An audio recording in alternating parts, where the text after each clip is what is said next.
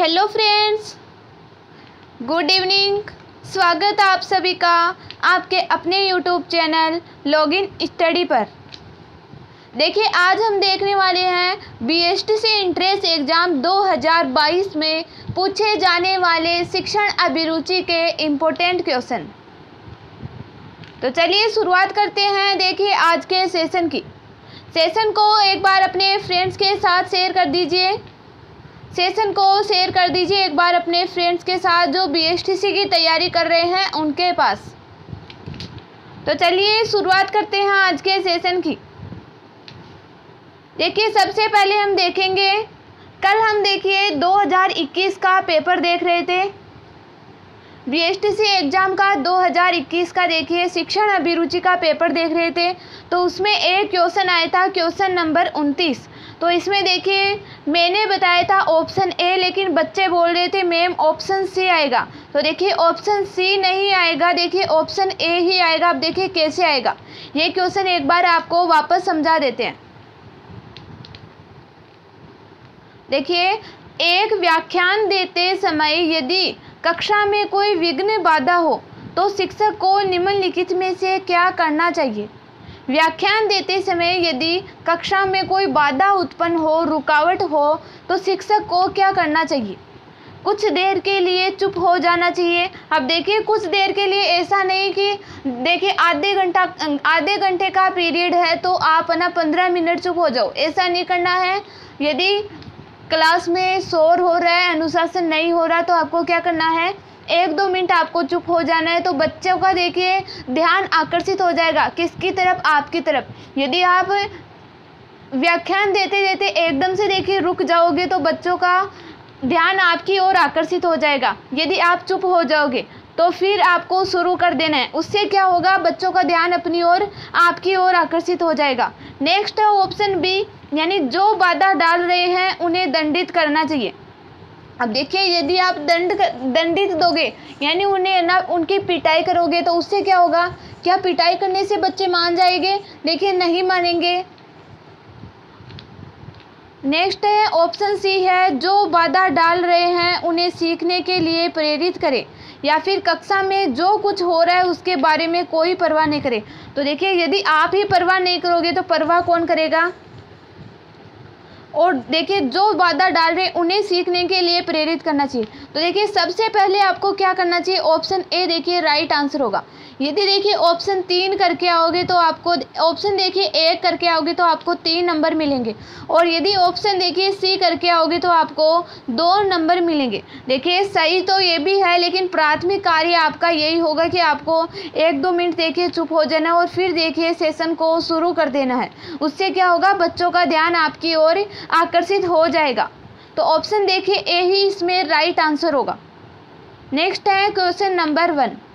आज के सेशन की शुरुआत करते हैं। क्वेश्चन नंबर 1 है, आधुनिक भारतीय परिवार अपने बच्चों में जिस उद्देश्य की पूर्ति में असफल रहे हैं वह कौन सा है। आधुनिक युग में, यानी आज के वर्तमान युग में जो भारतीय परिवार अपने बच्चों में जिस उद्देश्य की पूर्ति में असफल हो रहे हैं वह है मनोरंजन संबंधी उद्देश्य, सुरक्षा संबंधी उद्देश्य, शैक्षिक उद्देश्य, या फिर प्रेम व स्नेह संबंधी उद्देश्य। तो देखिए राइट आंसर क्या होगा, सुरक्षा संबंधी उद्देश्य। देखिए किस उद्देश्य की पूर्ति में असफल हो रहे हैं, सुरक्षा संबंधी उद्देश्य में, क्योंकि उनके बच्चों की क्या है, सुरक्षा नहीं है। देखिए समाज में भ्रष्टाचार बहुत ज़्यादा फैल रहा है, आतंकवाद फैल रहा है, उससे क्या है उनके बच्चों की देखिए सुरक्षा संबंधी उद्देश्य की पूर्ति नहीं हो रही है। नेक्स्ट है क्वेश्चन नंबर 2। परीक्षा में नकल रुकवाने के लिए आपका क्या सुझाव है। बच्चे नकल कर रहे हैं तो उनको रोकने के लिए आपका क्या सुझाव है। नकल करने वाले छात्रों को कड़ा से कड़ा दंड दिया जाए, या फिर छात्रों की परीक्षा हॉल में जाने से पूर्व पूरी तलाशी ली जाए, या फिर परीक्षा व्यवस्था में इस प्रकार से सुधार लाया जाए कि नकल छात्रों के लिए निरर्थक बन जाए, या फिर उपरोक्त सभी। तो देखिए राइट आंसर क्या होगा, क्या होगा करेक्ट आंसर? यदि आप देखिए कड़े से कड़ा दंड दोगे तो क्या पता वो शारीरिक दंड भी हो जाता है, उससे बच्चे के विकास में देखिए बाधा हो सकती है। तो ऑप्शन देखिए ए तो बिल्कुल गलत होगा। आपको क्या करना है, परीक्षा व्यवस्था में इस प्रकार से सुधार लाया जाना चाहिए कि नकल छात्रों के लिए क्या हो, निरर्थक बन जाए। ऑप्शन देखिए सी राइट आंसर होगा। नेक्स्ट है क्वेश्चन नंबर 3। अब देखिए ऐसा काम क्या करना है आपको, परीक्षा व्यवस्था में इस प्रकार के सुधार लाए जाए कि नकल छात्रों के लिए क्या बन जाए, निरर्थक बन जाए। अब आपको देखिए छात्रों को सेम पेपर नहीं देना है। पेपर तो देखिए क्वेश्चन देखिए सब सेम होंगे, लेकिन उनके देखिए डिजिट चेंज कर देनी चाहिए, पर्सन संख्या है वो देखिए चेंज कर देनी चाहिए। उससे क्या होगा, इससे बच्चे सोच लेंगे कि देखिए इसका पेपर अलग है, मेरा अलग है, तो देखिए मुझे चीटिंग नहीं करनी है। तो परीक्षा व्यवस्था में इस प्रकार से सुधार लाया जाए कि नकल छात्रों के लिए क्या बन जाए, निरर्थक बन जाए। नेक्स्ट है क्वेश्चन नंबर 3। हमारी शिक्षा प्रणाली तथा उसके गिरते स्तर में सुधार न होने का कारण क्या है? हमारी जो शिक्षा प्रणाली है तथा उसका जो स्तर है वो गिर रहा है धीरे धीरे, तो इसमें सुधार न होने का कारण क्या है? शिक्षा के प्रति सरकारी तंत्र की उदासीनता, योग्य अध्यापकों का चयन न होना, या फिर जवाबदेही की भावना का अभाव, या फिर उपरोक्त सभी। तो राइट आंसर क्या होगा? ऑप्शन डी उपरोक्त सभी। नेक्स्ट है क्वेश्चन नंबर 4। कक्षा में छात्र शिक्षण के बावजूद यानी पढ़ाने के बावजूद वह नहीं सीख पा रहे, पढ़ाते पढ़ाते भी देखिए वो छात्र है वो नहीं सीख पा रहे, तो जो सीखना चाहिए तो ऐसे में अध्यापक को क्या करना चाहिए? यानी जो बच्चों को सीखना है वो पढ़ाते पढ़ाते भी देखिए वो नहीं सीख पा रहे, तो अध्यापक को क्या करना चाहिए? शिक्षण विधि में परिवर्तन करना चाहिए, यानी जिस मेथड से वो पढ़ा रहे उस मेथड को देखिए चेंज करके दूसरे मेथड से पढ़ाना चाहिए, या फिर मूल्यांकन के बिना शिक्षण, या फिर बालकों की सृजनशीलता को उभारना, यानी कुछ नया करने के लिए उनको उभारना, उन्हें उत्साहित करना, या फिर छात्रों को कुछ समय के लिए बिल्कुल स्वतंत्र छोड़ देना चाहिए। तो देखिए राइट आंसर क्या होगा? यदि आपको आप पढ़ा रहे हो फिर भी देखिए बच्चों को समझ में नहीं आ रहा, तो आपको देखिए शिक्षण विधि में परिवर्तन कर लेना चाहिए, यानी जिस मेथड से आप पढ़ा रहे हो उस मेथड को देखिए चेंज कर लेना चाहिए, दूसरे मेथड का यूज करना चाहिए। नेक्स्ट है क्वेश्चन नंबर 5। विद्यालय के वार्षिक कार्यक्रमों में आपने देखा कि किसी एक अध्यापक को प्रधानाचार्य की ओर से कोई दायित्व नहीं दिया गया। विद्यालय में वार्षिक उत्सव मनाया जा रहा है, तो वहाँ आपने देखा कि किसी एक अध्यापक को, यानी आप एक शिक्षक हो और आपके देखिए साथी अध्यापक को प्रधानाचार्य की ओर से कोई दायित्व नहीं दिया गया, यानी उसे कोई भी कार्य नहीं दिया गया, तो आप क्या करोगे? इस मामले को अध्यापक संघ में उठाएंगे, प्रधानाचार्य से जाकर बात करेंगे कि ऐसा क्यों, उन्हें देखिए किसी काम का दायित्व क्यों नहीं दिया, या फिर स्वयं भी दायित्व निभाने से इनकार कर देंगे, या फिर इस पर कोई ध्यान नहीं देंगे। तो राइट आंसर क्या होगा? क्या होगा करेक्ट आंसर? ऑप्शन देखिए बी राइट आंसर होगा। प्रधानाचार्य से जाकर देखिए बात करेंगे, देखिए sorry option D right answer होगा। आप एक अध्यापक हो तो देखिए आप इस पर कोई ध्यान नहीं देंगे, आपको जो कार्य सौंपा है वो देखिए आपको कार्य करना है। क्या पता आपको पता नहीं होगा और जो अध्यापक है दूसरा अध्यापक उसको कोई अलग कार्य दे दिया होगा, या फिर उसकी कुछ तबीयत खराब हो गई होगी इसलिए क्या पता उसे कार्य नहीं दिया, तो इस पर आपको कोई ध्यान नहीं देना है, आपको अपना कार्य करना है। नेक्स्ट है क्वेश्चन नंबर 6। निम्न में से किस बालक के साथ अध्यापक को सबसे अधिक सहानुभूति का प्रदर्शन करना चाहिए? किस बालक के साथ अध्यापक को सबसे अधिक सहानुभूति का प्रदर्शन करना चाहिए? जिस बालक का आचरण बहुत सुशील हो यानी अच्छा हो, या फिर जो बालक अध्यापक से ट्यूशन भी पढ़ता है, या फिर जिसकी किसी हानि के लिए अध्यापक स्वयं दोषी हो, या फिर जिस बालक को स्वयं अपनी किसी गलती के कारण हानि पहुंची हो। तो राइट आंसर क्या होगा? ऑप्शन सी, यानी जिसकी किसी हानि के लिए अध्यापक स्वयं दोषी हो, देखिए उसके लिए सबसे अधिक सहानुभूति का प्रदर्शन करना चाहिए। यानी किसी बच्चे को इतना दंड दे दिया किसी दूसरे अध्यापक ने और गलती देखिए आपकी थी, तो आपको देखिए अधिक सहानुभूति का वहाँ प्रदर्शन करना चाहिए, उसे देखिए सॉरी बोलना चाहिए। ऑप्शन देखिए सी राइट आंसर होगा। नेक्स्ट है क्वेश्चन नंबर 7। 3 या 4 वर्ष के बालक के लिए उचित दंड क्या हो सकता है? आपको बताना है 3-4 वर्ष का बालक है, उसके लिए उचित देखिए दंड क्या हो सकता है। उसे दंड से भयभीत करना, या फिर उसे कक्षा में खड़ा कर देना, या फिर उसके पिता की उपेक्षा का भय दिलाना, या फिर उसे उसकी माता की उपेक्षा का भय दिलाना। तो देखिए 3-4 वर्ष के बालक को यदि आपको दंड देना है तो आपको क्या करना है? उसके सामने उसकी देखिए माता की उपेक्षा करनी है। ऑप्शन देखिए डी राइट आंसर होगा, क्योंकि एक 3-4 वर्ष का बालक अपनी माता को देखिए बहुत अधिक जानता है, उनसे देखिए बहुत अधिक प्रेम करता है, तो यदि उसकी माता की उपेक्षा करोगे तो देखिए उसे बहुत बुरा लगेगा। नेक्स्ट है क्वेश्चन नंबर 8। पूर्ण अनुशासित कक्षा की पहचान क्या होती है?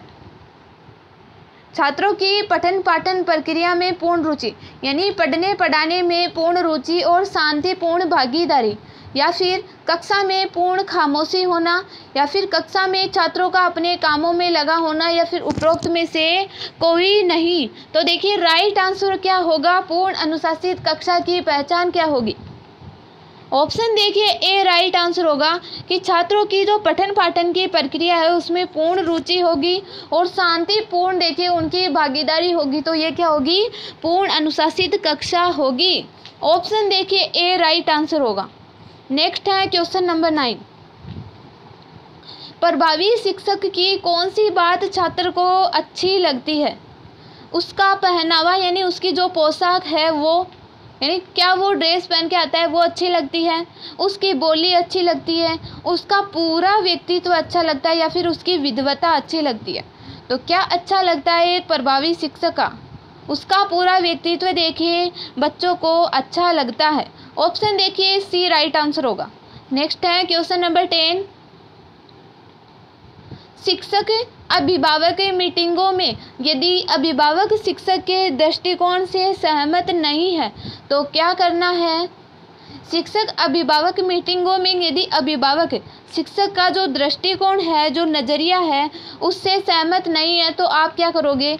अध्यापक को अभिभावक की शंका का समाधान करने का प्रयास करना चाहिए, अध्यापक को मीटिंग से उठ जाना चाहिए, या फिर अध्यापक को अभिभावक की बात मान लेनी चाहिए, या अध्यापक को छात्रों के सामने अपनी असहमति प्रकट करनी होगी।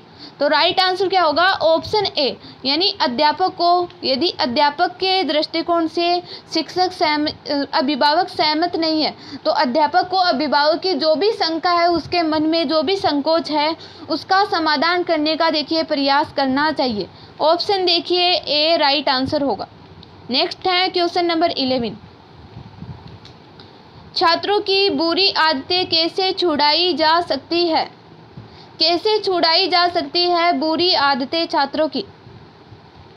उन्हें बुरी आदतों के परिणाम को स्पष्ट करने वाली प्रेरणादायी कहानियां सुनाकर, उनके माता पिता का सहयोग प्राप्त करके, उन पर कड़ी नज़र रखकर, या फिर उपरोक्त सभी। तो राइट आंसर क्या होगा क्वेश्चन नंबर 11 में? ऑप्शन डी उपरोक्त सभी। नेक्स्ट है क्वेश्चन नंबर 12। प्रभावी शिक्षक होने की बहुत कम संभावना किसकी होती है?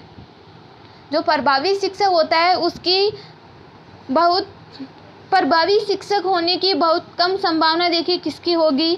वह जो हर समय अपनी विद्वता का बखान करता रहे, वह जिसकी पढ़ाने में कोई रुचि नहीं हो, या फिर वह जो नैतिक मूल्यों की शिक्षा देता है, या फिर क तथा ख दोनों।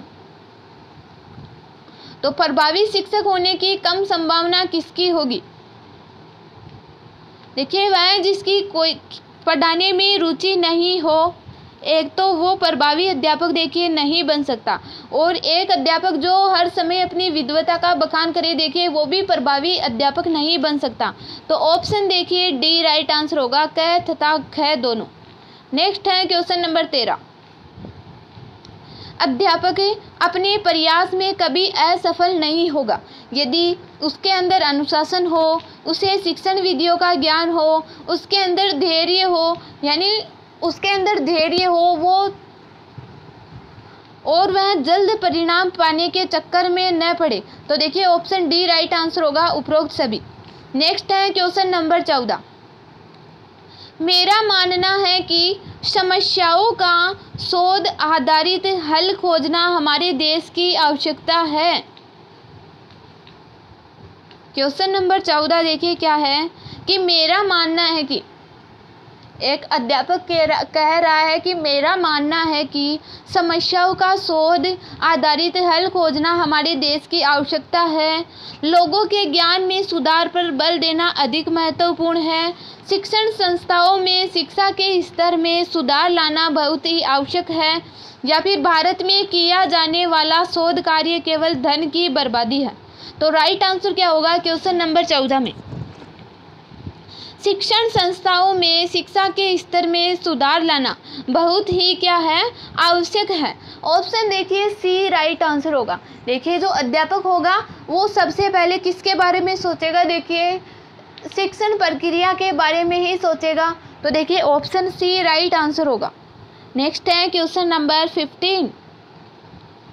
आपकी नज़र में कौन सबसे अच्छा अध्यापक है। देखिए अभी पीटीटी की एग्ज़ाम में भी क्वेश्चन पूछा गया था ये कि आपकी नज़र में कौन सबसे अच्छा अध्यापक है या फिर कौन सबसे प्रभावी अध्यापक है। प्रभावी अध्यापक की देखिए पहचान क्या है।